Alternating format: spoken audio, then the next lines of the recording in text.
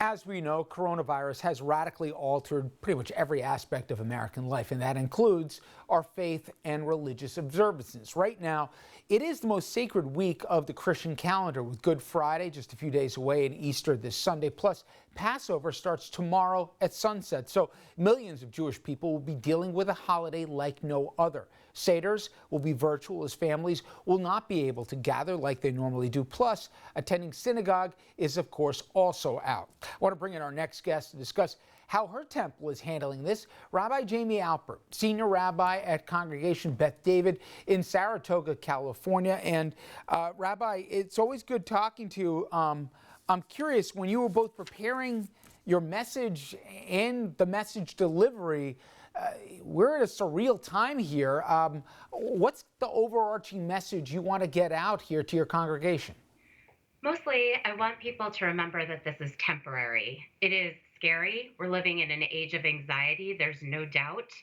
But we need to remember that this is temporary. And if we can stay as safe and as healthy as possible, we will get through this. And what's remarkable to me is how the community has really rallied around one another, how people are picking up the phone and checking in on people that they might not even be that close with, but they just really want to make sure that people are feeling connected as much as possible. And of course, the use of virtual platforms has been incredible just to help people stay connected.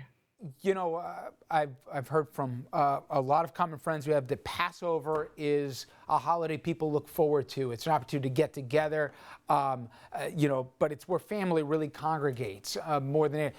This is going to be the virtual opposite of that, where people are going to have to remotely connect in. And also, there are specific foods here and observances that need to be made, but you're going to kind of tell people they can take it a little easier this year and be graded on a curve, right? Absolutely. This is the year to do the best we can, right? And it's not going to look like any other year. It's simply not. It can't possibly. So the Passover Seder is the most widely observed Jewish ritual there is. And suddenly we won't be able to gather in our homes or in each other's homes. And we'll need to do this virtually as best as we can. Or people might be making Seder alone or with just the people that they live with. And the food isn't as accessible as it would be in other years. People aren't leaving their homes to go shopping. There isn't as much on the shelves. So this is absolutely the year to do the best that we can and to remember that Passover celebrates freedom, which looks a lot different this year than in most years. But there's still an opportunity to offer gratitude, right? Gratitude that we have this incredible technology that helps us to connect. Gratitude for the things that we have. And I think that that's a really important message for this year's Passover as well. Rabbi, whenever there's times of uncertainty, let alone a huge loss of life like we're seeing playing out in real time, people inevitably ask why. Why me? Why would God let this happen?